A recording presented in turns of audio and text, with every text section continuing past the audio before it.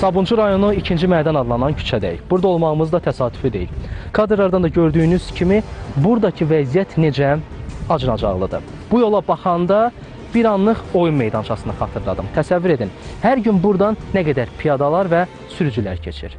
Və onlar bu cür problemlərlə hər gün üz-üzə qalırlar.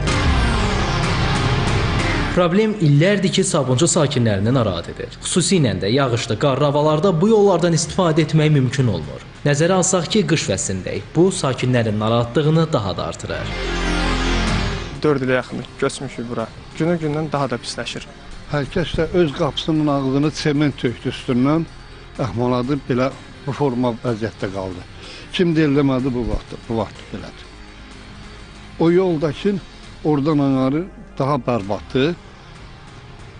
Kimə dedik, broid asfalt ediləndə oradan anarı su çəkdilər, suyun üstünü o yolu asfalt elədilər, qalan yeri yox. Belə şey olmur. Bizim ailəmiz var, uşağımız var, məktəbə gedənimiz var. Biz ayaqqabı almaqdan yorulmuşuq da. Bunların hamısını nəzərə almaq lazım. Bütün bataqlıq olur. Kanalizasiya yoxdur, yol yoxdur, cəmaət əziyyət çəkir, uşaqlar əziyyət çəkir, qadınlar əziyyət çəkir. Şəxsi nəqliyyat vasitəsi olanlar isə 2 qat əziyyət çəkir. Həm də özlərinin dili ilə desək xərcə düşürlər. Çünki belə yolda avtomobil idarə etmək həm təhlükəlidir, həm də hər həftə ustaya müraciət etmək deməkdir.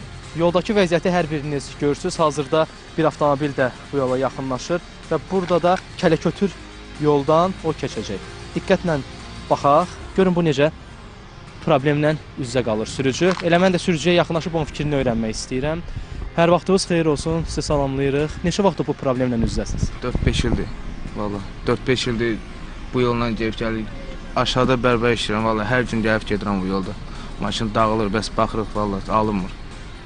Neçə vaxtdan bir avtomobilin alt işlək sistemini düzəldirsiniz? Ayda 1-2 dəfə valla gedirəm ustaya. Məsələ ilə bağlı Azərbaycan Avtomobil Yolları Dövlət Agentliyindən əlaqə saxladıq.